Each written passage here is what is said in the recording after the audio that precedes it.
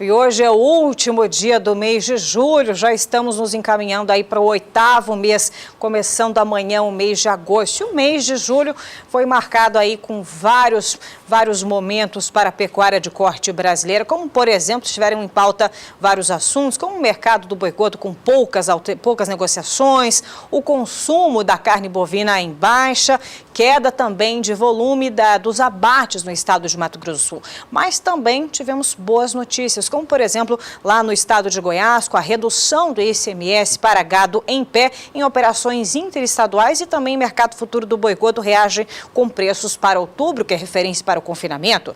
E que isso a gente que vai discutir agora. Será que a gente tem mais a comemorar ou também para ficar em alerta para esse mês de julho? Esse é o tema da nossa entrevista do início de semana.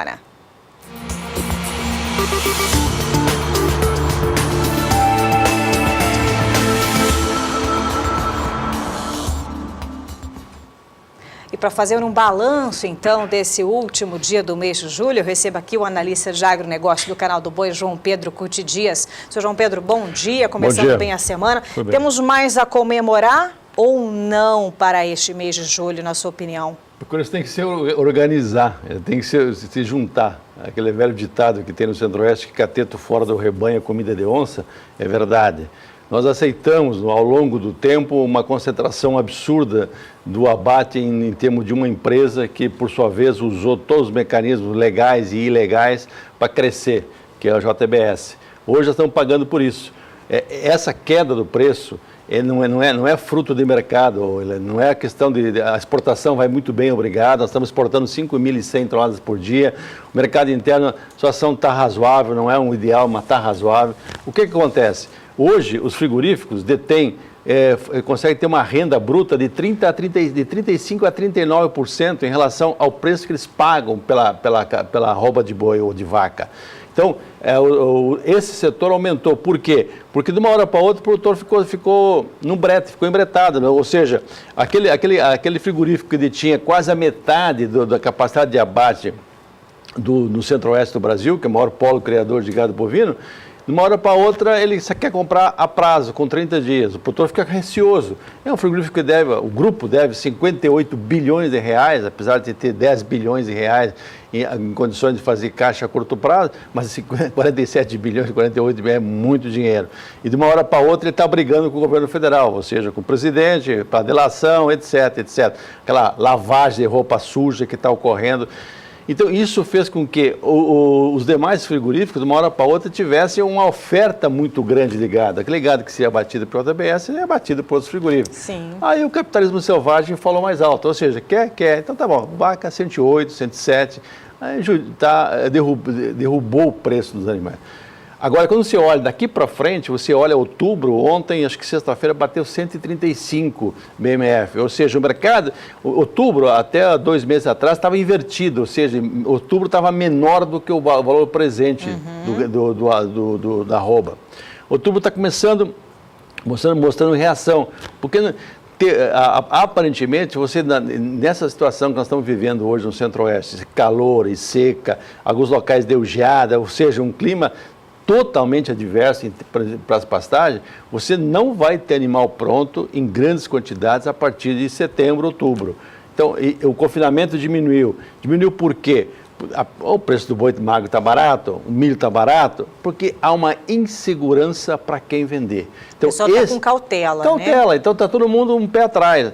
Agora, esse é o momento para que o pecuarista pare e pense, ou seja, não adianta ele se preocupar só até a porteira, ótimo, se preocupa até essa porteira, mas tem que dar um passo à frente, tem que olhar. Hoje está pipocando no Brasil, análise, a Crimata está fazendo isso, aqui no Mato Grosso do Sul está acontecendo, Paraná é muito comum isso, os produtores se organizarem em cooperativas, não precisa fazer grandes investimentos, basta que haja organização, basta que haja gerenciamento.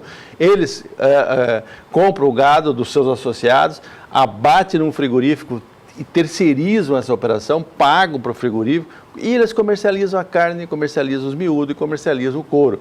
Ou seja, saiu matéria da imprensa semana passada mostrando que no Paraná, se me falha a memória, é Cascavel, a cooperativa deles está conseguindo 15 a 20 reais a mais por arroba do que ele fosse vender direto para o frigorífico. Então, esse é o momento de parar e pensar. O senhor tem capacidade de produzir um animal com 24, com 26 meses, com bom acabamento, um boi com 19 arroba, uma vaca com uma novilha com 14.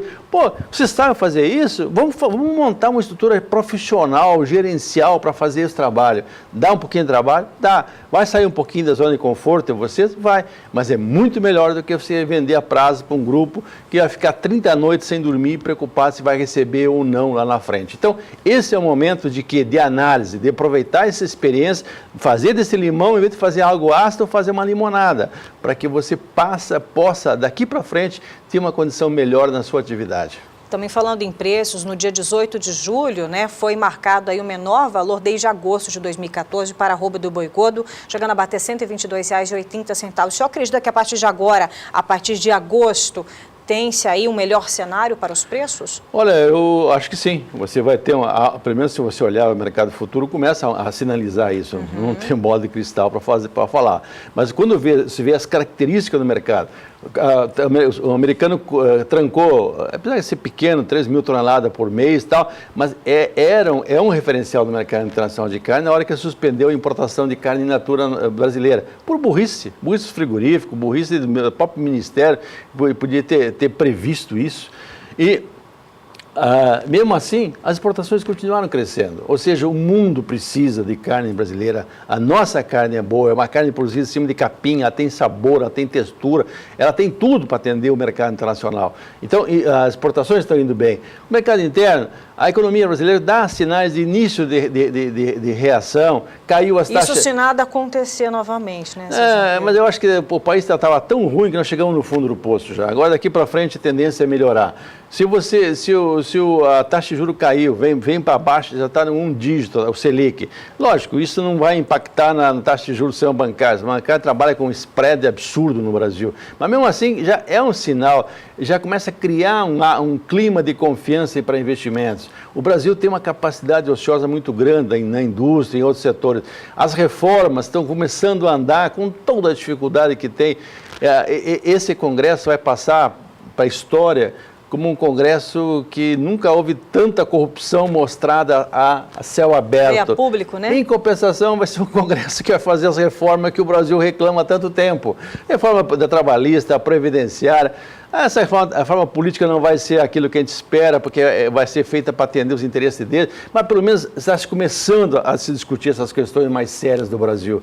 Então eu acho que o país tem condições de dar uma arrancada, melhorar, já saiu da recessão, pelo menos no primeiro trimestre desse ano, quando se viu 1% de crescimento do PIB, graças ao setor rural, graças ao senhor e à senhora. Mas, então, esse é o quadro. Melhorou a economia? Melhora a renda? Melhora o emprego? O consumo de carne bovina vai atrás. É um elo, é uma cadeia toda unida, né? Cadeia... Quando começa a andar, todos os demais... E o inverso é verdadeiro, quando vai indo para trás, tudo vai dando para trás também. Então, só uma palavra, então, para o início do mês de agosto para o produtor que está nos acompanhando. Continue trabalhando, se organizando. Não pense que sozinho você vai resolver. Você resolve quando você trabalhar junto. É a prova de que a união faz a força.